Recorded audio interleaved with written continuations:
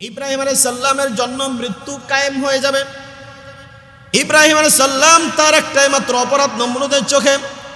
তিনি ইসলামের দাওয়াত দিচ্ছেন মানুষদেরকে, কোরআনের পথে মানুষদেরকে তিনি ইসলামের পথে ডাকতেছেন, আল্লাহর দিকে ডাকেন, আর কুফর আর শিরকের বিরুদ্ধে তিনি কথা বলেন। এই অপরাধে ওনার মৃত্যুদণ্ড বাস্তবায়ন হবে আগুনে পোড়ানোর মাধ্যমে। বিশাল আগুন জ্বালানো হলো, এই আগুনটা 40 দিন পর্যন্ত উত্তপ্ত করা হয়েছে। এর উপর একটা ঢাকনাও প্রস্তুত করা আছে। ইব্রাহিম আলাইহিস সালামকে সে অগ্নিকুণ্ডের মধ্যে নিক্ষেপ করবে। এমন সময় আল্লাহ রাব্বুল আলামিন তিনি জিবরাইল আমিনকে পাঠিয়ে দিয়েছেন, জিবরাইল যাও, আমার বন্ধু ইব্রাহিম খলিলুল্লাহ এখন এই মুহূর্তে তার সাহায্যের প্রয়োজন রয়েছে, তুমি তাকে জিজ্ঞাসা করো তার কি সাহায্যের প্রয়োজন আছে কিনা। সে যদি বলে তার সাহায্যের প্রয়োজন আছে, তাহলে তুমি জিবরাইল সর্বক্ষণিক তাকে তুমি সাহায্য করবে।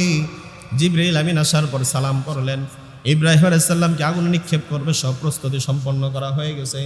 সব মানুষগুলি আনন্দ ফুর্তির মধ্যে রয়েছে, ইব্রাহিমকে আজকে বিদায় করে দিবে। যেই ব্যক্তিটা তাদের ধর্মের বিরুদ্ধে কথা বলে, শিরকের বিরুদ্ধে কথা বলে, তাকে আজকে দুনিয়া থেকে বিদায় করে দিবে। ইব্রাহিম আলাইহিস সালামের দিকে তাকানোর পর দেখা যায় সব মানুষগুলি দেখে বিন্দু পরিমাণ মৃত্যুর ভয় ইব্রাহিমের অন্তরের মধ্যে নাই। সামনে ঈদুল আজহা এবং কোরবানিকে সামনে নিয়ে আমরা কোরবানির ইতিহাস এবং হযরত ইব্রাহিম আলাইহিস সালামের জীবনী থেকে আলোচনা করতেছিলাম। আজকে সে আলোচনার দ্বিতীয় পর্ব ইনশাআল্লাহ আমরা আলোচনা করব। আল্লাহ তাআলা যেন তৌফিক দান করে, বলেন আমিন। আমাদের জাতির পিতা হযরত ইব্রাহিম আলাইহিস সালাম, কোরবানির মূল বিষয়টা আসলে ওনার থেকেই চলে আসছে। এরপরে সেই সুন্নতকে নবী করিম সাল্লাল্লাহু আলাইহি ওয়াসাল্লামের উম্মতের শরিয়ার অন্তর্ভুক্ত করে দিয়েছেন। হযরত ইব্রাহিম আলাইহিস সালাম তিনি পৃথিবীর সবথেকে বড় পরাশক্তি নমরুদের বিরুদ্ধে, কুফর আর শিরকিয়তের বিরুদ্ধে তিনি মোকাবেলা করেছেন। ওই জামানার মধ্যে ইব্রাহিম আলাইহিস সালাম তিনি তার শিশুকাল, শৈশবকাল, কৈশোরকাল কাটিয়ে তিনি যখন যৌবনে পদার্পণ করলেন, বয়স যখন 40 বছর হয়ে গেল, আল্লাহ তাআলার পক্ষ থেকে তিনি নবুয়ত প্রাপ্ত হলেন। নবীগণ যখন নবুয়ত প্রাপ্ত হন, তখন নবীদের উপরে নবুয়তের একটা বিশাল দায়িত্ব অর্পিত হয়ে যায়। সেই নবুয়তের দায়িত্বটা হলো পৃথিবীর আল্লাহ ভোলা মানুষদেরকে, কুফর আর শিরকিয়তের মধ্যে লিপ্ত থাকা মানুষদেরকে বাহির করে এক আল্লাহর দিকে মোতাওয়াজ্জহ করে দেওয়া, এক রবের সাথে সম্পর্ক করায় দেওয়া। এটা হলো নবীদের নবুয়তের প্রধান মিশন। মানুষ পাথরে বানানো মূর্তিকে খোদা হিসেবে মানবে, রব হিসেবে মানবে, চন্দ্রকে মানবে, সূর্যকে মানবে। এই সমস্ত মাখলুকাতের এবাদত থেকে ফিরিয়ে এইগুলোকে যিনি বানিয়েছেন সেই রবের এবাদত করার জন্য মধ্যস্থতা যিনি করেন তিনি হচ্ছেন নবী, তিনি হচ্ছেন আম্বিয়া আলাইহিস সালাম। হযরত ইব্রাহিম আলাইহিস সালাম তিনি তার জাতি এবং তার পিতাকে তিনি ডাক দিয়ে বললেন, সব মানুষ কুফর আর শিরকিয়তের মধ্যে লিপ্ত। মানুষ নিজের হাত দ্বারা, পাথর দ্বারা মূর্তি বানায়, এই মূর্তির পূজা করে, তার ইবাদত করে। ইব্রাহিম আলাইহিস সালাম তার পিতা এবং তার কওমকে, তার জাতিকে তিনি ডাক দিয়ে বলতেছেন, ইয ক্বালা লিআবিহি ওয়া কওমিহি মাযা তা'বুদুন। ইয ক্বালা লিআবিহি, তিনি তার পিতাকে বললেন, হে আমার পিতা, ওয়া কওমিহি, হে আমার জাতি, মাযা তা'বুদুন, তোমরা কার ইবাদত করো? এক আল্লাহকে বাদ দিয়ে তোমরা কার ইবাদত করতেছো? একটু লক্ষ্য করে দেখো, যার ইবাদত তোমরা করো তার কোনো অস্তিত্ব এই পৃথিবীতে আছে কিনা। এরপর আল্লাহ তাআলা হযরত ইব্রাহিম আলাইহিস সালামের বক্তব্য কোরআনুল কারীমের মধ্যে নকল করে তিনি বলতেছেন, হযরত ইব্রাহিম আলাইহিস সালাম তিনি তার জাতিকে বলেন, আইফকান আলিহাতান দুনাল্লাহি তুরিদুন, এক আল্লাহকে বাদ দিয়ে কোন মিথ্যা ইলাহের দিকে তোমরা ইবাদত করো? আল্লাহকে তোমরা ছেড়ে দিয়েছো। আল্লাহকে ছেড়ে দেওয়া তো তোমাদের কোনো অর্থ হয় না। আল্লাহকে বাদ দিয়ে কোন সমস্ত বস্তুর তোমরা ইবাদত করো? ইব্রাহিম আলাইহিস সালাম তার জাতি এবং তার পিতা, কারণ মুশরিকের মধ্যে তার পিতাও একজন ছিলেন। এমন সময় তার ওই জাতি এবং পিতা সব মানুষদেরকে লক্ষ্য করে তিনি বলেন, ফামা যন্নুকুম বিরাব্বিল আলামিন, তোমাদের ধারণা কি সে রব সম্পর্কে যিনি গোটা কায়নাতের মালিক তিনি, এবং দুনিয়া এবং আখিরাত উভয় জগতের যিনি মালিক সেই রব আল্লাহ সম্পর্কে তোমাদের ধারণা কি? ওই সমস্ত মানুষদের কাছে তিনি প্রশ্ন করলেন, কিন্তু তারা পাল্টা জবাবে বলে, ইব্রাহিম তুমি এতগুলো মূর্তির পূজা করি, আমরা ইবাদত করি, এরা আমাদের কোনো কিছুই করতে পারে না। তুমি আমাদের এই ক্ষুধাগুলি থেকে ফারেক করে এক ক্ষুধার দিকে তুমি কোন ক্ষুধার আমাদেরকে দাওয়াত দাও, কারণ আমরা সেদিকে কখনো আর ফিরে যাব না। এমন সময় হযরত ইব্রাহিম আলাইহিস সালামের জন্য আল্লাহ রাব্বুল আলামিনের পক্ষ থেকে ঈমানি পরীক্ষা শুরু হয়ে গেল। এক কঠিন ঈমানি পরীক্ষা দেওয়ার জন্য ইব্রাহিম আলাইহিস সালাম তিনি সম্মুখীন হয়ে গেলেন। আল্লাহ তাআলা হযরত ইব্রাহিম আলাইহিস সালামকে জীবনে কঠিন থেকে কঠিন সব থেকে মারাত্মক 3টা পরীক্ষা নিয়েছিলেন। কয়টা? 3টা পরীক্ষা ইব্রাহিম আলাইহিস সালামের কাছ থেকে আল্লাহ তাআলা নিয়েছেন। একটা পরীক্ষা হলো নমরুদের আগুনে নিক্ষিপ্ত হওয়া, দ্বিতীয়টা হলো শেষ বয়সে একটা সন্তান পেয়েছিলেন, ওই সন্তানটা আর স্ত্রী সহ নির্বাসনে দেওয়া, তৃতীয় নাম্বার পরীক্ষা হলো সেই কলিজার টুকরা সন্তানকে জবাই করা। এই 3টা পরীক্ষা অংশগ্রহণ করাটা এটা একমাত্র নবীর পক্ষেই সম্ভব হয়েছে। নবী ব্যতীত অন্য কোনো মানুষ হলে এমন পরীক্ষায় অংশগ্রহণ করাটা সত্যি অসম্ভব। ইব্রাহিম আলাইহিস সালামকে আল্লাহ তাআলা এক কঠিন পরীক্ষার মুখোমুখি করে দিলেন, কারণ সারা পৃথিবীর সব থেকে বেশি শক্তিধর ক্ষমতাধর নমরুদের মোকাবেলা আল্লাহ তাআলা দাঁড় করাইয়া দিয়েছেন। সব মানুষ কুফর আর শিরকের মধ্যে লিপ্ত, একমাত্র ইব্রাহিম আলাইহিস সালাম তিনি তাওহীদের দাওয়াত দিচ্ছেন। প্রাপ্ত বয়স্ক যখন তিনি হয়ে গিয়েছেন, তিনি বিবাহ করেছেন, তখনকার সময়ের মধ্যে শুধুমাত্র ওনার বিবি হযরত সারা আলাইহিস সালাম তিনি একমাত্র ওনার উম্মত হয়েছেন এবং ওনার স্ত্রী হয়েছেন, তিনি ওনার ধর্ম কবুল করেছেন। এমন সময় একদিকে ইব্রাহিম আলাইহিস সালাম তার জাতিকে দাওয়াত দেয় তাওহীদের দিকে, এক রবের দিকে, আর তার মানুষগুলি ইব্রাহিম আলাইহিস সালামকে সেই মূর্তির উপকারিতা বোঝানোর জন্য তাকে দাওয়াত দেয়। নাউযুবিল্লাহি মিন যালিক। ইব্রাহিম আলাইহিস সালাম তিনি দাওয়াত দিচ্ছেন আল্লাহর দিকে, আর জাতিরা ইব্রাহিম আলাইহিস সালামকে বাধ্য করতেছেন মূর্তি পূজা করাইতে। তাহলে পরিস্থিতি সহজ না কঠিন? একদিন তারা একটা জায়গার মধ্যে, বাজারের শহরের মধ্যে একটা বিশাল মেলার আয়োজন করছে, যে মেলার মধ্যে মূর্তির অনেক প্রতিযোগিতা হবে, কার থেকে কে বেশি সুন্দর মূর্তি বানাইতে পারে, বাজারে উঠাইতে পারে, এবং মেলার মধ্যে আরো অনেক সার্কাস খেলা আরো বহু কিছু থাকে। মেলার মধ্যে যা থাকে আর কি তাই আছে, কিন্তু সেই মূল বিষয়টা হলো ওই মেলাটা সম্পূর্ণটা হবে শিরকিয়তে ভরপুর। সেই শিরকপূর্ণ মেলার মধ্যে ইব্রাহিম আলাইহিস সালামকে নেওয়ার জন্য সব মানুষগুলি চলে আসছে। ইব্রাহিম আমাদের মূর্তির বিরুদ্ধে কথা বলে, আমরা যেই খোদার ইবাদত করে আমাদের খোদাদের বিরুদ্ধে কথা বলে, এই জন্য ইব্রাহিমকে আজকে আমরা আমাদের মেলায় অংশগ্রহণ করাবো। আমাদের মেলায় যদি ইব্রাহিম যায়, সে গিয়ে যদি এই সব বিষয়গুলি মূর্তিগুলো দেখে, তাহলে তার মনের মধ্যে পরিবর্তন আসতে পারে। ইব্রাহিম আলাইহিস সালাম তাদেরকে ডাকে জান্নাতের দিকে, আর তারা যাচ্ছে জাহান্নামের দিকে। ইব্রাহিম আলাইহিস সালামকে সেই মেলার সব কিছু দেখানোর জন্য নিয়ে যাবে। এমন সময় ইব্রাহিম আলাইহিস সালাম তাদের প্রস্তাবটা কিভাবে প্রত্যাখ্যান করবেন? কারণ একজন নবী হয়ে তিনি কখনো মূর্তিদের মেলায় অংশগ্রহণ করতে পারে না, কোনো একটা গুনাহের কাজের মধ্যে নবীরা অংশগ্রহণ করতে পারে না। কোনো মুসলমান, কোনো ইমানদার গুনাহের পরিবেশের মধ্যে গুনার কাজ করার জন্য অংশগ্রহণ করতে পারেন, এটা নবীদের পক্ষে কখনো সম্ভব নয়। কিভাবে তাদেরকে নিষেধ করবেন? আল্লাহ রাব্বুল আলামিন তার কৌশলের কথা কোরআনুল কারীমের মধ্যে বলে দিয়েছেন। ইব্রাহিম আলাইহিস সালাম তিনি আসমানের দিকে, তারকার দিকে নজর করলেন। ফানাযারা নাযারাতান ফিন নুজুম। ইব্রাহিম আলাইহিস সালাম এক অবলোকন দৃষ্টিতে আসমানে তারকার দিকে তিনি গভীর মনোযোগ দিয়ে দাঁড়ায় থাকলেন। তাকায় থাকার পর মাথা নিচু করে তাদেরকে বললেন, ফাকালা ইন্নী সাকিম, তোমরা চলে যাও, আমি অসুস্থ। ইব্রাহিম আলাইহিস সালাম আসমানের দিকে কেন তাকাইলেন? মুফাসসিরিন ইকরাম বলেন, ওই সময়কার মধ্যে মানুষ কোনো গভীরভাবে কোনো বিষয় চিন্তা করলে উপরের দিকে তাকায়। ইব্রাহিম আলাইহিস সালাম ঠিক তেমনিভাবে গভীর চিন্তা ভাবনা করার জন্য উপরের দিকে তাকাইলেন। আর তিনি তাকানোর পর যখন তাদেরকে বললেন, আমি অসুস্থ, আমি তোমাদের মেলায় যেতে পারবো না, তোমরা চলে যাও, ওই সমস্ত মানুষগুলি তারা বুঝে নিল ইব্রাহিম মনে হয় আসলে অসুস্থ, তাকে নিয়ে আর পিরাপিরি করার কোনো আমাদের লাভ নাই, দরকার নাই। আসলে ইব্রাহিম আলাইহিস সালাম সেই সময়কার মধ্যে শারীরিকভাবে অসুস্থ ছিলেন না। তাফসীরের কিতাবের মধ্যে আসছে ইব্রাহিম আলাইহিস সালাম ওই সময়কার মধ্যে তিনি মানসিকভাবে অসুস্থ ছিলেন, কারণ তার জাতি এবং তার উম্মতারা সকলেই হলো গুনাহে শিরকিয়াতের মধ্যে লিপ্ত রয়েছে। সব মানুষগুলি গুনাহের মধ্যে লিপ্ত, শিরকের মধ্যে লিপ্ত। তাদের কাছে তিনি ইমানের দাওয়াত দেয়, সব মানুষগুলি ইমানের দাওয়াতকে প্রত্যাখ্যান করে। এই জন্য তিনি মানসিকভাবে ভেঙে পড়েছিলেন, অসুস্থ বোধ করতেছিলেন। এই জন্য তিনি বলেছেন, আমি অসুস্থ, আমি যেতে পারবো না।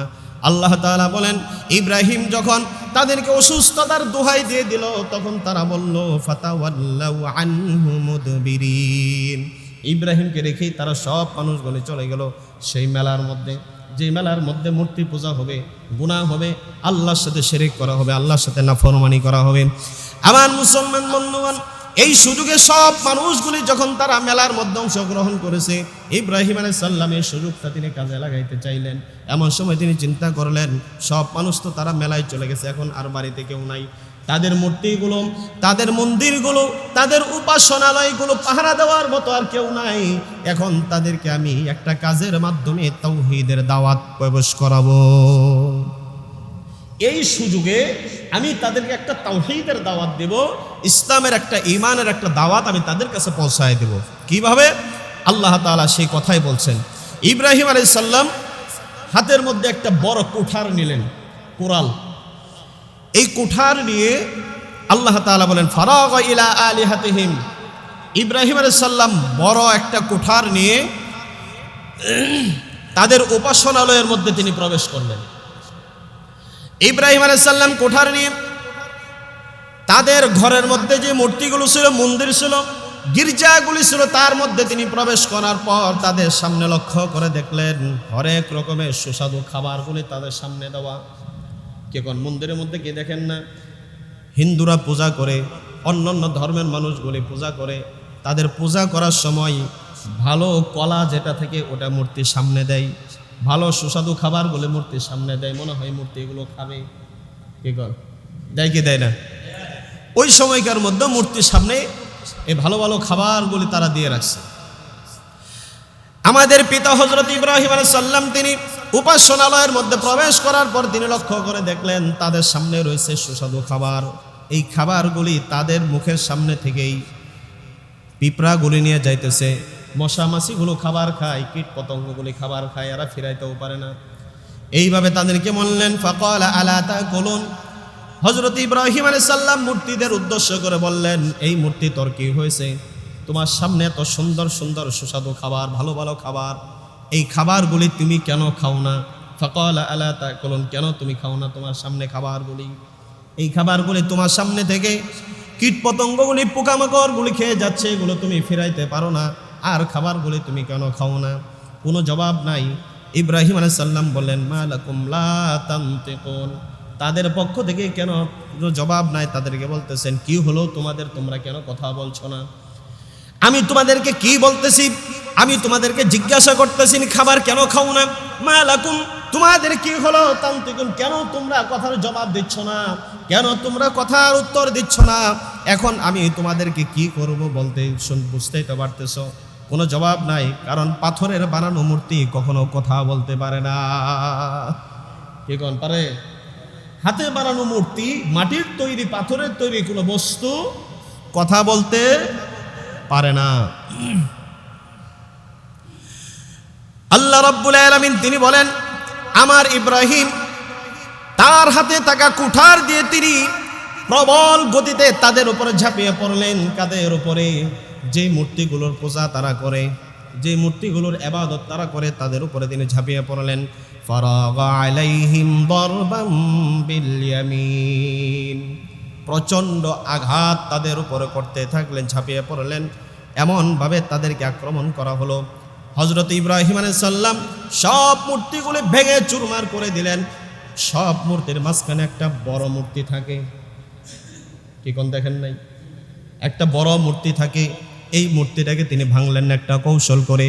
চাইলে তিনি সব মূর্তিগুলি কুঠার দিয়ে, বাড়ি দিয়ে, আঘাত করে সবগুলি তিনি ভেঙে দিতে পারতেন, কিন্তু সবগুলি ভাঙলেন না। একটা মাত্র মূর্তিকে তিনি রেখে দিলেন। কৌশল করে সেই মূর্তির ঘাড়ের মধ্যে তিনি কুঠারটা ঝুলিয়ে দিয়ে তিনি ঘর থেকে বাহির হয়ে আসলেন। এরপরে যখন মেলা শেষ হয়ে গেল, সারাদিন সন্ধ্যা সময় যখন তারা বাড়িতে চলে আসছে, তারা উলোধ্বনি দেওয়ার জন্য, পূজা করার জন্য সন্ধ্যার সময় মন্দিরের মধ্যে প্রবেশ করেছে। দেখে এক এলাহি কারবার। কি হয়েছে দেখে সব মূর্তিগুলি ভাঙা। বড় মূর্তিটার কাঁধের মধ্যে কুঠার ঝোলানো রয়েছে। সব মানুষগুলি বুঝতে পারলেন এটা আজরের ছেলে ইব্রাহিম ব্যতীত আর কেউই করতে পারে না। কারণ আমরা সবাই মেলায় অংশগ্রহণ করেছি, একমাত্র ইব্রাহিমে আসিল। আর ইব্রাহিম সে আমাদের মূর্তির এবং আমাদের ধর্মের এক নম্বর শত্রু। সে আমাদের মূর্তির বিরোধিতা করে। তাহলে এই কাজ, এই ধ্বংসযজ্ঞ ইব্রাহিম ব্যতীত আর কেউ করতে পারে না। আল্লাহ তাআলা বলেন, এই দৃশ্য দেখার পর সব মুশরিকদের মাথা গরম হয়ে গেছে। সবাই মিলে দৌড়ে চলে গেছে ইব্রাহিমের কাছে। ফাআকবালু ইলাইহি ইয়াজিফুন। এত ক্ষিপ্রভাবে হতভম্ব হয়ে, এত ক্ষিপ্ত হয়ে ইব্রাহিমের কাছে তারা হাজির হয়েছে। যাওয়ার পর বলতেছে, কি বাবার, এই মূর্তিগুলোকে তুমি কেন ভেঙেছ? তুমি ব্যতীত আমাদের মূর্তির কেউ বিরোধিতা করে না, একমাত্র তুমি আমাদের মূর্তিগুলোকে ভেঙেছ। আমাদের উপাস্যগুলিকে তুমি সব কিছু ধ্বংস করেছো। কেন করেছো তুমি বলো। এর জবাব আমরা তোমার কাছে চাই। ইব্রাহিম আলাইহিস সালাম তিনি এখন কৌশল অবলম্বন করলেন। দেখেন কি পরিমাণ জ্ঞান আল্লাহ তাআলা দান করেছেন। কারণ নবুয়তের ইলম যার মধ্যে আছে তারা কখনো জ্ঞানহীন হয় না। তারা ওই জামানার মধ্যে, পৃথিবীর মধ্যে সর্বশ্রেষ্ঠ জ্ঞানী মানুষ থাকে। যার মধ্যে নবুয়তের ইলম আছে তিনি কখনো বোকা না। এখন ইব্রাহিম আলাইহিস সালাম তাদের কথার জবাবে যদি বলেন যে হ্যাঁ আমি ভাঙছি, তাহলে তাদের শত্রু রোশানলে তিনি পড়ে যাবেন। আর যদি আমি ভাঙি নাই, তাহলে মিথ্যা হয়ে যাবে। তাহলে দুই দিকেই বিপদ। তিনি একটা কৌশল অবলম্বন করলেন, মধ্যম পন্থা। আল্লাহ তাআলা সেই কথাটাই তিনি কোরআনুল কারীমের মধ্যে উল্লেখ করছেন। আল্লাহ রাব্বুল আলামিন বলেন, ইব্রাহিম ওই সময়কার মধ্যে বলল, ক্বালা আতা'বুদুনা মা তানহিতুন। তোমরা নিজেদের হাতে তৈরি করা বস্তুগুলিকে কেন তোমরা ইবাদত করো বলো। তারা বলল, তুমি আমাদের মূর্তি ভাঙছো কেন? ইব্রাহিম আলাইহিস সালাম হ্যাঁ না কিচ্ছু বললেন না। তাদেরকে পাল্টা প্রশ্ন করলেন, ক্বালা আতা'বুদুনা মা তানহিতুন। তোমরা নিজেদের দ্বারা পাথরে তৈরি করো, নিজ হস্তে তৈরি করা বস্তুর তোমরা কেন ইবাদত করো? এই বস্তু তোমাদের কোনো লাভ ক্ষতি পৌঁছাইতে পারে না। এই বস্তু কখনো তোমাদের রব হতে পারে না। এই বস্তু তোমাদের কোনো কিচ্ছু দিতে পারে না, এর কোনো ক্ষমতা নাই। কেন তোমরা এই বস্তুগুলিকে তোমরা পূজা করো? এরপর আবার তিনি বলতেছেন, ওয়াল্লাহু খালাকাকুম। তোমাদেরকেও আল্লাহ বানিয়েছেন। এই পাথরের তৈরি মূর্তি তোমাদেরকে বানাইতে পারে নাই, তোমাদেরকে বানিয়েছেন। আল্লাহু খালাকাকুম, তোমাদেরকে সৃষ্টি করেছেন কে? ইব্রাহিম সাল্লাম রবের পরিচয় করাচ্ছেন যে তোমাদেরকে সৃষ্টি করেছেন আল্লাহ। ওয়া মা তা'মালুন, এবং তোমরা যার ইবাদত করো ওই পাথরগুলি, এই পাথরগুলিকে আল্লাহ তাআলা বানাইছেন। সুবহানাল্লাহ। পাহাড়ের মধ্যে বড় বড় পাথরগুলি কে বানিয়েছেন? এই পাথরগুলি আল্লাহ বানিয়েছেন। পাথর দ্বারা মূর্তি বানাও, ওইগুলোকে আল্লাহ তাআলা বানিয়েছেন। এবং তোমাদেরকেও সৃষ্টি করেছেন আল্লাহ তাআলা। তাহলে এই বস্তুগুলিকে তোমরা কেন উপাস্য হিসেবে মেনে নিয়েছো?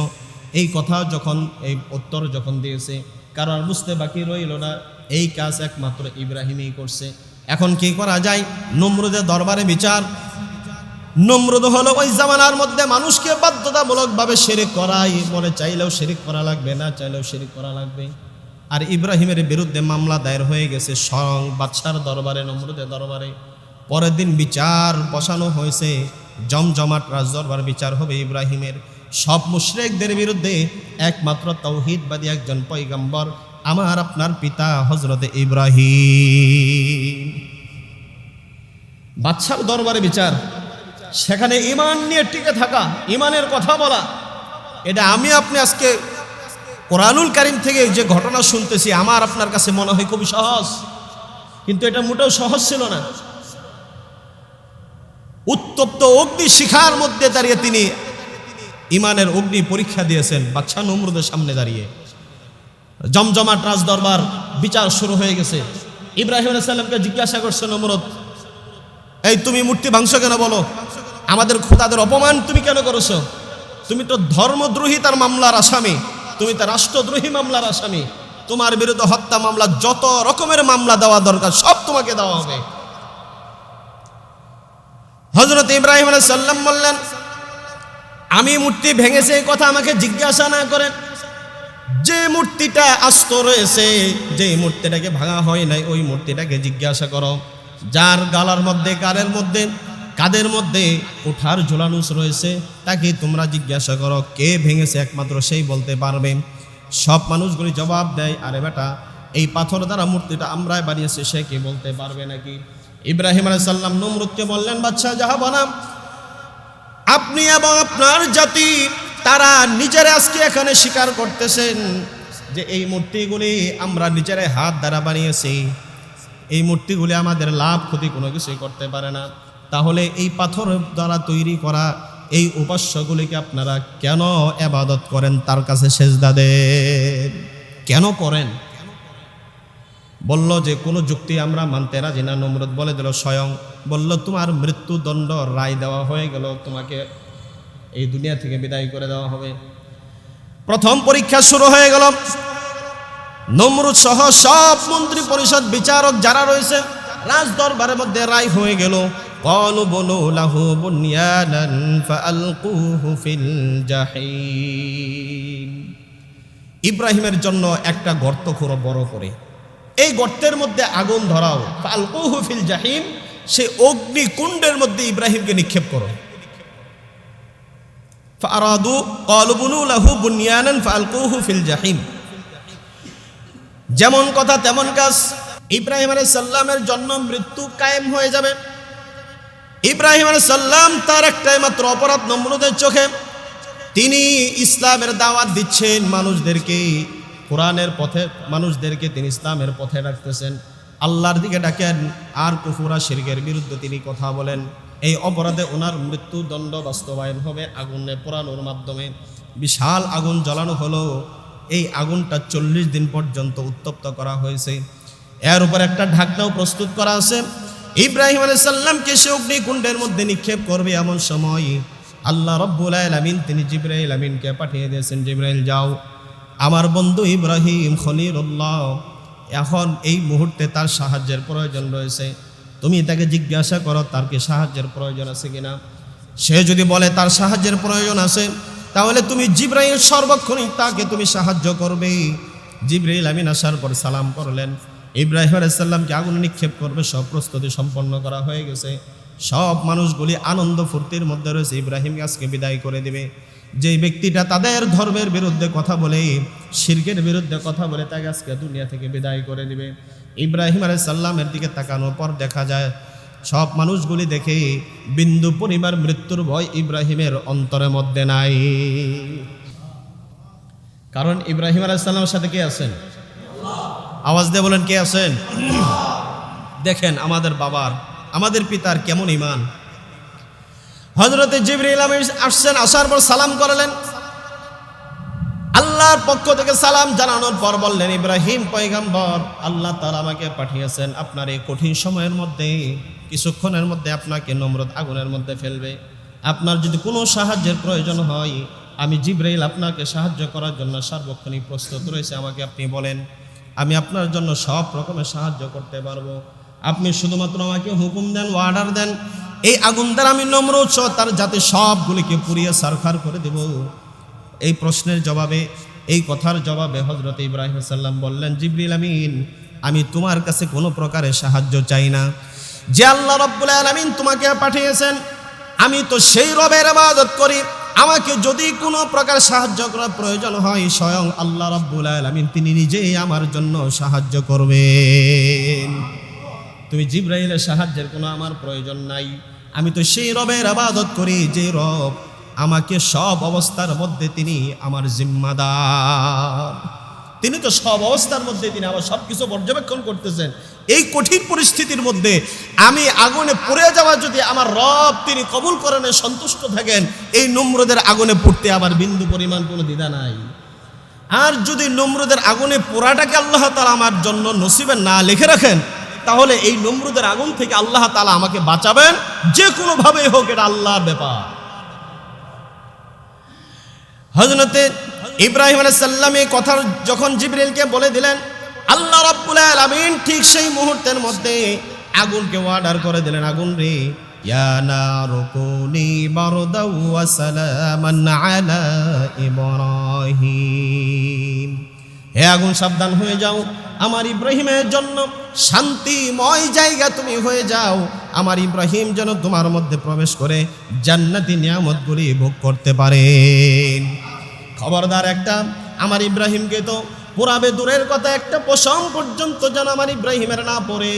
এত গরম হয় না যাতে কষ্ট হয়ে যায়, আবার এত ঠান্ডা হয় না যাতে করে ঠান্ডার জন্য আমার ইব্রাহিমের কষ্ট হয়ে যায়। বারদাও ওয়া সালামান, শান্তিময় হয়ে যাও, শান্তিময় ঠান্ডা হয়ে যাও, যাতে করে আমার ইব্রাহিমের বিন্দু পরিমাণ কষ্ট না হয়। ইব্রাহিম আলাইহিস সালামকে আগুনের মধ্যে নিক্ষেপ করলো। দূর থেকে নমরুদ লক্ষ্য করে দেখতেছে সব পুড়ে যায়, উপর দিকে কোনো পাখি পর্যন্ত উড়ে যেতে পারে না। এই আগুনের লেলিহান শিখা তাকে গ্রাস করে নেই, কিন্তু ইব্রাহিম আলাইহিস সালাম তিনি আগুনের মধ্যে বসে বসে হাসতেছে। নমরুদ আগুনকে লক্ষ্য করে বলেন, আগুন রে, কি হলো তোমার? তোমার এত উপর দিয়ে কোনো পাখি পর্যন্ত উড়ন্ত অবস্থায় যেতে পারে না, কিন্তু তোমার ভিতরে ইব্রাহিমকে দেওয়া হলো, তাকে তুমি পোড়াইতে পারো না। আগুনের ভিতর থেকে আল্লাহর পক্ষ থেকে আওয়াজ আসলো, নমরুদ রে, আমার ক্ষমতা আছে না নাই, তুমি একটু ভিতরে এসে দেখো, আমি আগুনের এত ক্ষমতা, আমি তোমাকে সহ তোমার বংশ সহ আমি নির্বংশ করে দিতে পারবো। কিন্তু ইব্রাহিমের ব্যাপারে আল্লাহ রাব্বুল আলামিনের নির্দেশনা রয়েছে, এই জন্য আমি তাকে পোড়াইতে পারতেছি। এইবার নমরুদ বলল, ঠিক আছে, আগুনের লেলিহান শিখাগুলি আর তাপগুলি বাহিরে চলে যাচ্ছে, এই জন্য ইব্রাহিমকে ভিতরে রাখার জন্য একটা ঢাকনা দিয়ে দেওয়া হোক। এই ঢাকনা উপরে দিয়ে দেওয়ার পর একাধারে 40 দিন থাকলো। সব মানুষের মনের মধ্যে খুবই আনন্দ, মনে হয় এবার ইব্রাহিম শেষ হয়ে গেছে, ইব্রাহিম মনে হয় এবার শেষ হয়ে গেছে, ঢাকনাটা উঠাও। 40 দিন পর্যন্ত আগুনের মধ্যে থেকেছেন। 40 দিন পর যখন ঢাকনাটা আবার উঠানো হলো, দেখে ইব্রাহিম আলাইহিস সালাম তিনি আল্লাহ রাব্বুল আলামিনের জিকিরে মশগুল রয়েছে। আগুনের মতো আগুন, ইব্রাহিম আলাইহিস সালামের মতো তিনি আল্লাহর ইবাদতে আছেন। এইবার নমরুদ চিন্তা করলো, তাকে এভাবে তো শেষ করা গেল না, কি করা যায়? সব পর মন্ত্রী পরিষদ নিয়ে পরামর্শের মধ্যে বসছে, এবার কি করা যায়? বললো, এবার করার একটাই কাজ হলো, পাহাড় থেকে বড় বড় পাথরগুলি সংগ্রহ করা হোক, এই পাথর দ্বারা তাকে আমরা আগুনের মধ্যে পাথরে নিক্ষেপ করে সেখানে তারা শেষ করে দেব। পাথরগুলি সংগ্রহ করেছে, অনেক লম্বা ঘটনা, চরকের মাধ্যমে পাথরগুলি নিক্ষেপ করে আগুনের ভিতরে ইব্রাহিমকে লক্ষ্য করে আল্লাহ রাব্বুল আলামিন তিনি বাতাসকে বলে দিলেন, বাতাস নেই, এই পাথরগুলিকে তুমি বাতাসের মতো উড়াইয়া আবার পাল্টা তাদের বিপরীত দিকে তুমি ফিরাইয়া দাও। পাথরগুলি নিক্ষেপ করে বাতাসের মাধ্যমে পাথরগুলি উড়ে গিয়ে আবার সেই নমরুদের বাহিনীর দিকে ফিরে যায়। তখন তারা চিন্তা করলো, এইভাবে ইব্রাহিমকে শেষ করা যাবে না, তাকে বাহির করে নিয়ে আসো। ইব্রাহিম আলাইহিস সালামকে যখন বাহির করা হলো, তিনি বললেন, আমাকে কেন বাহির করলে? আমি এই 40 দিন জান্নাতের নাজ নিয়ামতের ভিতরেই ছিলাম।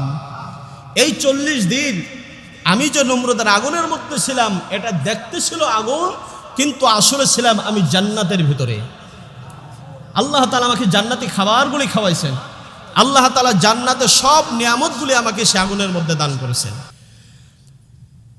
এইভাবে আর কত চলা যায়? একটা রাষ্ট্র, সারা পৃথিবীর মধ্যে সব থেকে ভয়ঙ্কর রাষ্ট্রপ্রধান নমরুদ, তিনি একটা ব্যক্তির বিরুদ্ধে তিনি ষড়যন্ত্র করতেছেন, একটার পরে একটা। তখন ইব্রাহিম আলাইহিস সালাম আল্লাহর হুকুমে তিনি হিজরত করার জন্য চিন্তা করলেন। তার সাথে মাত্র একজন উম্মত, এটা হলো উনার বিবি হযরত সারা আলাইহিস সালামকে সাথে নিয়ে তিনি চিন্তা করলেন, এই এলাকার মধ্যে জনপদের মধ্যে আমি আর থাকবো না, আমার এই জনপদ থেকে আমি দূরে কোথাও হিজরত করে চলে যাব। ইব্রাহিম আলাইহিস সালাম তিনি ঘর থেকে বাহির হয়ে গেলেন। ইতিহাসের মধ্যে আছে এবং অন্যান্য ঐতিহাসিকগণ লিখেছেন, ইব্রাহিম আলাইহিস সালামের জন্মস্থান ছিল ইরাকের দক্ষিণাঞ্চলের মধ্যে, ইরাকের একদম দক্ষিণ প্রান্তে। তিনি সেখান থেকে ইচ্ছা করলেন আমি হিজরত করে শামে চলে যাব, যা বর্তমান সিরিয়া, এই সিরিয়ার মধ্যে শামে আমি চলে যাব, সেখানে গিয়ে ইসলামের দাওয়াতের কাজ করব, আমি মানুষকে সেখানে গিয়ে ঈমানের দাওয়াত দেব, কালিমার দাওয়াত দেব। ইব্রাহিম আলাইহিস সালাম তিনি সেখান থেকে বাহির হয়ে গেলেন। আল্লাহ তাআলা বলেন, আমার ইব্রাহিম বলতেছেন তিনি ঘর থেকে যখন হিজরতের উদ্দেশ্যে বাহির হয়ে গেলেন, ওয়াকালা ইন্নী যাহিবুন ইলা রাব্বি সায়াহদিন, আমি ঘর থেকে বাহির হয়ে গেলাম, আমি চললাম আমার রবের নামে, আমার রবের জন্য আমি ঘর থেকে বাহির হয়ে গেলাম। রব্বি সায়াহদিন, নিশ্চয় আমার রব আমাকে সঠিক পথ দেখায় দিবে।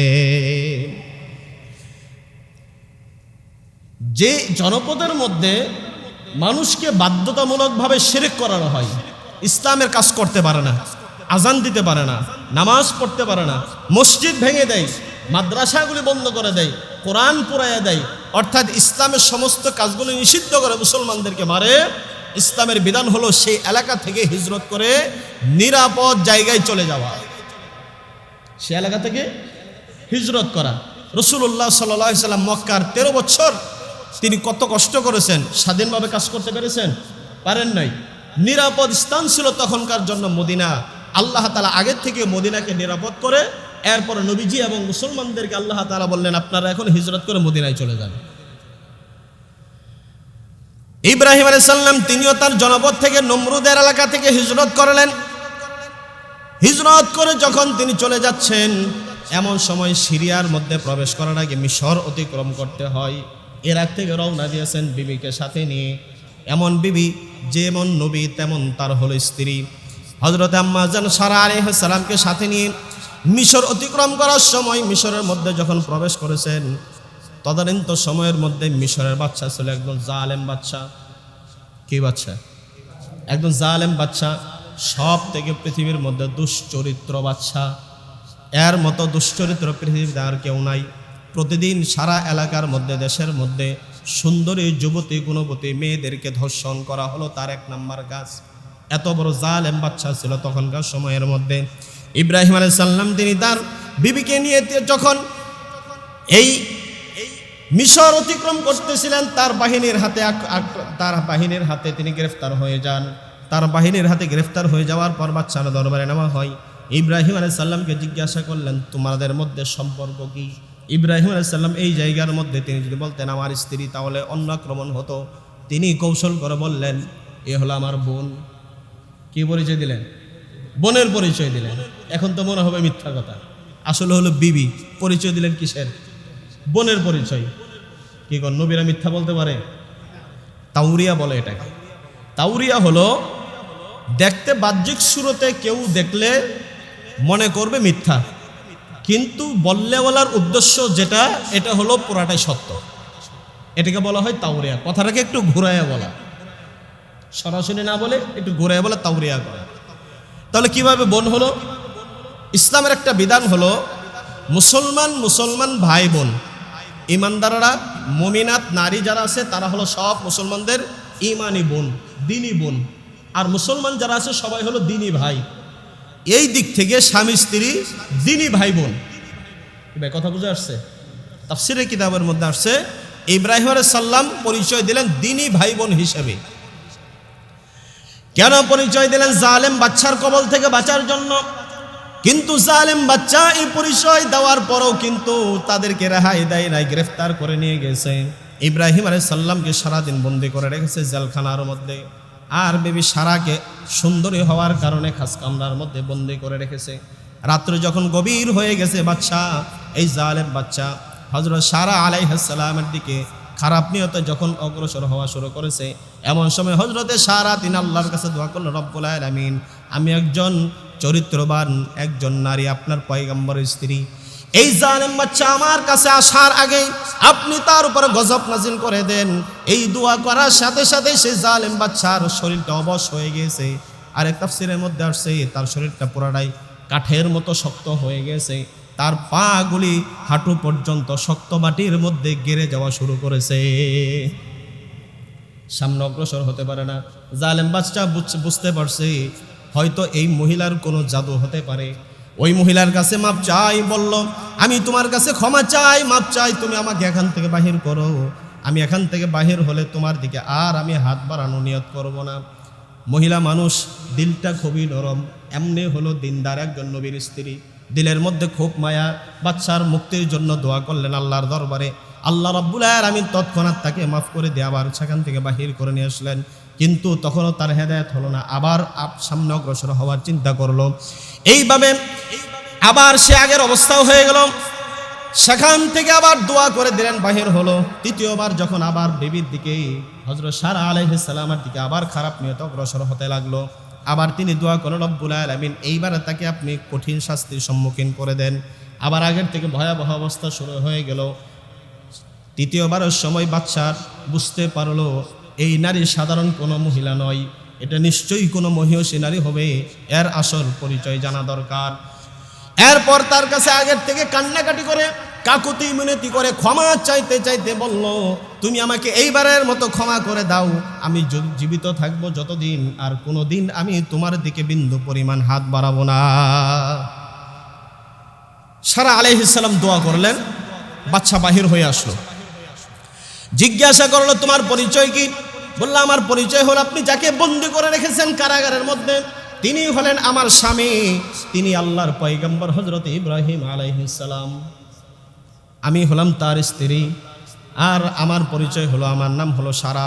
আপনি আমার দিকে অগ্রসর হতে পারবেন না, কারণ আল্লাহর পয়গম্বর স্ত্রীকে আল্লাহ রাব্বুল আলামিন হেফাজত করবেন। বাদশার সাথে সাথে বলল, হুকুম দিয়ে দিলেন কারাগার থেকে ইব্রাহিমকে বাহির করে নিয়ে আসার জন্য। হযরত ইব্রাহিম আলাইহিস সালামকে কারাগার থেকে বাহির করে নিয়ে আসার পর বলল, ওগো পয়গম্বর, আমি আপনার সাথে চরম বেয়াদবি করেছি, আমি আপনার সাথে নাফরমানি করেছি, আমাকে ক্ষমা করে দেন। পায়ে ধরে ক্ষমা চাওয়ার পর ইব্রাহিম আলাইহিস সালাম তাকে কালেমার দাওয়াত দিয়ে দিলেন। বাচ্চা তৎক্ষণাৎ ইব্রাহিম আলাইহিস সালামের কাছে হাত রেখে তিনি ইসলাম গ্রহণ করে নেন। ওই বাচ্চা ইসলাম কবুল করে নিয়েছে। আর বিবি সারার দিকে সে এত মায়া মোহাব্বত তার জন্মে গেছে, বাচ্চা বলল যে আজকে থেকে তুমি আমার মেয়ে। সুবহানাল্লাহ। এখন আমি তোমার ইসলামের মধ্যে প্রবেশ করলাম, আর এই পরিস্থিতির মধ্যে আমি সন্তুষ্ট হয়ে আমি বাদশা আমার পক্ষ থেকে একটা হাদিয়া আমি তোমাকে দিয়ে দিতে চাই, সারা তুমি গ্রহণ করবে কিনা বলো। বলল, কি আপনি হাদিয়া দিবেন, কি উপঢৌকন দিবেন? হযরতে ইব্রাহিম আলাইহিস সালামের সামনে তিনি বলে দিলেন, আমার একমাত্র একটা কন্যা সন্তান রয়েছে, যা আজ পর্যন্ত পৃথিবীর কোনো পুরুষ তাকে এক নজরও দেখে নাই। সারা মিশরের মধ্যে সব থেকে সুন্দরী, রূপসী, গুণবতী আমার একটাই মাত্র মেয়ে, আর কোনো সন্তানাদি আমার নাই। আর আমার এই মেয়ের চেহারা এই মিশরের কোনো পরপুরুষ আজ পর্যন্ত দেখে নাই। আমি আমার এই কলিজার টুকরা সন্তান, আমার এই মেয়েটাকে আমি সারার খাদেমা হিসেবে দান করে দিলাম। ওনার নামই হলো হযরত হাজরা আলাইহাস সালাম। আম্মাজান হাজরা ইব্রাহিম আলাইহিস সালামের দ্বিতীয় স্ত্রী। বাদশা আরো বলে দিলেন, ইব্রাহিম, আপনি শুনে নেন, আমার এই কলিজার টুকরা সন্তানকে আপনার বিবি সারার জন্য খাদেমা হিসেবে দান করে দিলাম।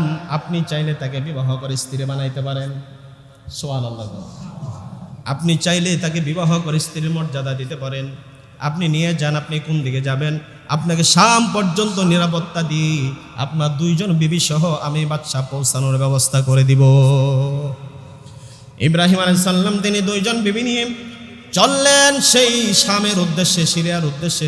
তখন তিনি চলে গেলেন।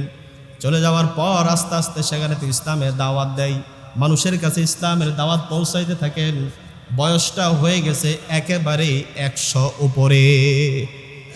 এক বর্ণনে আসছে 80 বছর, আর এক বর্ণনে আসছে 120 বছর। এখন বয়স যাই হোক, বলেন তো দেখি, মানুষ যখন শেষ বয়সে চলে যায় তখন তার আগের জীবনের স্মৃতির কথা মনে আসে, মৃত্যুর কথা বেশি বেশি মনে আসে। চোখের পাওয়ার চলে গেছে, গায়ের চামড়াগুলি ঝুলে পড়ছে, লুজ হয়ে গেছে, দাড়িগুলো সাদা হয়ে গেছে, চুলগুলি সাদা। তখন তার সারা জীবনের স্মৃতিগুলি আস্তে আস্তে তার মনে আসতে থাকে যে আমার বয়সটা কেমনে কেমনে চলে গেল। এর মধ্যে যদি তিনি আরো নিঃসন্তান হন তাহলে টেনশন আরো কম না বেশি? এটা আওয়াজ দিয়ে বলেন, কম না বেশি?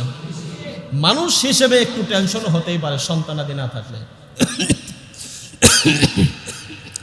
আমাদের বাবা ইব্রাহিম আলাইহিস সালাম ওনারও এমন একটা টেনশন চলে আসছে, আল্লাহ আমার দুইজন বিবি, আমার বয়স হয়ে গেল, আমি একেবারে বার্ধক্যে চলে আসলাম, আমার প্রথম বিবি সন্তান ধারণ করার মতো ক্ষমতা এখন আর তার নাই, আমার দ্বিতীয় বিবি আছে তার ঘরের থেকে কোনো সন্তান নাই, আমি দুনিয়া থেকে চলে যাব, আমার মৃত্যুর সময় ঘনিয়ে আসছে, আমিও একেবারে বার্ধক্যে পৌঁছে গিয়েছি, আমার অনুপস্থিতিতে তোমার এই দ্বীনের কাজ কে করবে? আমার অনুপস্থিতিতে আমার বিবিরা যদি জীবিত থাকে তাদের দেখাশোনা কে করবে? এই একটা টেনশন ওনার মাথার মধ্যে সব সময় ঘুরপাক খাইতেছে। এমন সময় আল্লাহ রাব্বুল আলামিন ওনার অন্তর মধ্যে একটা দোয়া, একটা আহ্বান জাগায় দিলেন। ইব্রাহিম আলাইহিস সালাম রব্বুল আলামিনের দরবারে দোয়া করলেন, রব্বি হাবিলি মিনাস সলিহিন, ও রব্বুল আলামিন আপনি আমাকে একটা নেককার পুত্র সন্তান দান করেন। আল্লাহর কাছে চাইলেন, শেষ বয়সে গিয়ে একেবারে বার্ধক্য চলে গিয়েছেন, তার আর বেশি সময় নাই দুনিয়াতে জীবিত থাকার। এমন সময় আল্লাহ তাআলার দরবারে ফরিয়াদ করলেন, রব্বুল আলামিন রব্বি হাবিলি মিনাস সলিহিন, আমাকে একটা নেককার পুত্র সন্তান দান করেন, আমার এমন সন্তান দান করেন যেটা পরে থাকলে আমার অনুপস্থিতিতে দুনিয়া থেকে চলে যাওয়ার পর এই নবুয়তের দায়িত্বটা যেন সে সঠিকভাবে পালন করতে পারে, আমার বিবিদেরকে যেন খোঁজ খবর রাখতে পারে, আমার বিবিদের যেন সব কিছু দেখাশোনা করে রাখতে পারে, এই শামের মধ্যে যেন ইসলামের দাওয়াতটা সুন্দর করে পৌঁছায় দিতে পারে। আল্লাহ রাব্বুল আলামিন ইব্রাহিম আলাইহিস সালামের দোয়া মঞ্জুর করে নিলেন। এই পরীক্ষাগুলি দেওয়া শুরু করলেন রব্বুল আলামিন। এই পরীক্ষার মাধ্যমে ইব্রাহিম আলাইহিস সালামকে আল্লাহ রাব্বুল আলামিন তিনি একটা উপাধি দিয়ে দিলেন। সেই উপাধিটার নাম হলো ইব্রাহিম খলিলুল্লাহ, আল্লাহর বন্ধু হিসেবে আল্লাহ তাআলা ঘোষণা দিয়ে দিলেন, ইব্রাহিম আমি তোমার কাছ থেকে যে পরীক্ষা নিয়েছি, নমরুদের আগুনের মধ্যে নিক্ষিপ্ত হওয়ার যে পরীক্ষা, যে ইমানি পরীক্ষায় তুমি অংশগ্রহণ করেছো, এই পরীক্ষায় তুমি পাশ করেছো, এই জন্য আমি রব্বুল আলামিনের পক্ষ থেকে আমি তোমাকে খলিলুল্লাহ উপাধি দিয়ে দিলাম। দ্বিতীয় নাম্বার তোমার পুরস্কার, তুমি যে আমার কাছে একটা নেককার পুত্র সন্তান চেয়েছো, আমি সেই পুত্র সন্তানও তোমাকে দেওয়ার ঘোষণা দিয়ে দিলাম। আল্লাহ তাআলা বলেন, ফাবাশশিরহু বিগুলামিন হালিম, আমি অতি সহনশীল একটা পুত্র সন্তানের সুসংবাদ ইব্রাহিমকে দান করলাম। ইব্রাহিম আলাইহিস সালামকে আল্লাহ তাআলা সন্তান দান করে দিলেন। যেই সন্তান দুনিয়াতে আসলো, আসার পর সবে মাত্র কয়েকদিন হয়, শেষ বয়সে একটা ছেলে পাইছে, মায়া মোহাম্মত কম না বেশি? বুড়া বয়সে পোলাপান হইলে একটু মোহাব্বত বেশি হয়, কারণ সারা জীবনের জমানো ভালোবাসা মোহাব্বতটুকুন এই যে বাকি আছে, কারণ ছেলে হিসেবে তো কাউকে তুলে নিতে পারে নাই। সন্তানাদের যে সন্তানের আদর, বাবা হিসেবে সন্তানের প্রতি একটা আদর, এটা তো জমা আছে 80 বছর 90 বছর পর্যন্ত জমা। এই জমানো বিশাল ভালোবাসা মোহাব্বতটা পুরাটাই ছেলের উপরে গিয়ে বসছে। আর আল্লাহ তাআলা তিনি যেমনি দোয়া করছেন ইব্রাহিম আলাইহিস সালাম, তেমনি একটা সন্তান ওইভাবেই দান করেছেন। তিনি যেমন দোয়া করলেন, আল্লাহ আমাকে একটা নেককার ছেলে সন্তান তুমি দান করো, আল্লাহ বললেন তোমাকে অতি সহনশীল একটা পুত্র সন্তানের সুসংবাদ দিয়ে দিলাম। পয়গম্বরের যেমন চাওয়া, আল্লাহরও তেমন দেওয়া। সুবহানাল্লাহ বিহামদি। তিনিও চাইতে কোনো দিক থেকে কম করে চান নাই, আল্লাহ দিতেও কোনো দিক থেকে কম করে দেন নাই। চেয়েছেন যেমন বড় করে, আল্লাহ দিয়েছেন তেমন বড় করে। সুবহানাল্লাহ বিহামদি। ইনশাআল্লাহ বাকি আলোচনা আগামী জুমায় চলবে। আর জিলহজ মাস আমাদের অতি নিকটে, আজকে জিলকদের শেষ জুমা, হয়তো যদি 29 হয় তাহলে সোমবার দিন হয়তো চাঁদ উঠবে, 30 হওয়ার সম্ভাবনা আছে, বাকি চাঁদ দেখার উপর নির্ভরশীল। জিলহজ মাস আসলে পরে রাসূলুল্লাহ সাল্লাল্লাহু আলাইহি ওয়াসাল্লাম কয়েকটা আমলের কথা বলছেন। আমরা আমলগুলা কি করতে পারবো? নিয়ত আছে কি ভাই সবার?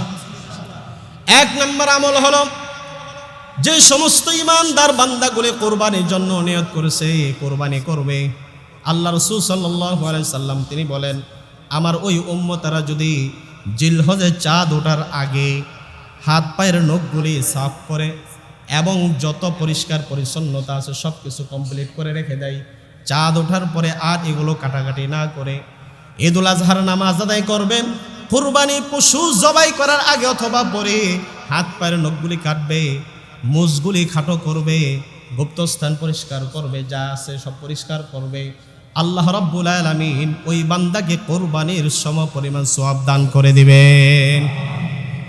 সাহাবায়ে কেরাম জিজ্ঞাসা করলেন, ওগো নবীজি, যেই সমস্ত মানুষগুলি তাদের কোরবানি দেওয়া সামর্থ্য নাই, তারা যদি করে তারা কি পাবে নাকি? আল্লাহ রাসূল বললেন, অবশ্যই তারাও পাবে। গরিবরা আবার প্রশ্ন করে, ওগো নবীজি, ধনীরা তাহলে ডাবল পাইলো, আমরা গরিবরা একটু কম পাইলাম। আল্লাহ রাসূল সাল্লাল্লাহু আলাইহি ওয়াসাল্লাম তিনি বলেন, আল্লাহর দরবারে কখনো কম বলতে কিছু নাই, নিয়তের উপরে সে সব নেকি পেয়ে যাবে। দ্বিতীয় নাম্বার ফজিলত হলো, জিলহজের 1 তারিখ থেকে 9 জিলহজ পর্যন্ত কোনো ব্যক্তি যদি রোজা রাখে, 9 জিলহজ পর্যন্ত, ঈদের আগের দিন পর্যন্ত, আল্লাহ রাব্বুল আলামিন সারা বছর রোজা রাখার সওয়াব তাকে দান করে দিবেন। অন্তত পক্ষে যদি 9 দিন রোজা রাখতে না পারে, তাহলে অবশ্যই সেজন্য ইয়াউমুল আরাফা, 9 জিলহজ, যেদিন হাজী সাহেবরা আরাফার ময়দান অবস্থান করেন হজের দিন, তখন সেই দিন যেন সেই ব্যক্তি রোজা রাখে। সুবহানাল্লাহ বিহামদি। ইয়াউমুল আরাফার দিন যে ব্যক্তি রোজা রাখবে, আল্লাহ তাআলা তাকে 1 বছর নফল রোজা রাখার সওয়াব দান করে দিবেন। সব কম না বেশি? তাহলে অন্তত পক্ষে এই কয়টা আমল কি আমরা করতে পারবো? এটার ব্যাপারে অনেক হাদিস আছে। আরো বেশি বেশি ইস্তেগফার করা, দুরূদ শরীফ পড়া, নফল নামাজ বেশি পড়া, নফল রোজা রাখা, এই ইবাদতগুলি যদি আমরা করতে পারি এই জিলহজের 1 তারিখ থেকে নিয়ে ঈদের দিন রাত্র পর্যন্ত, তাহলে ওই ব্যক্তি সব থেকে বড় ভাগ্যবান। তার জীবনে পৃথিবীতে তার থেকে ভাগ্যবান ব্যক্তি বলতে আর কেউ নাই। তাহলে আমল বলে কি আমরা করতে পারবো ইনশাআল্লাহ? আল্লাহ তাআলা আমাদেরকে তৌফিক দান করুন, বলেন আমিন।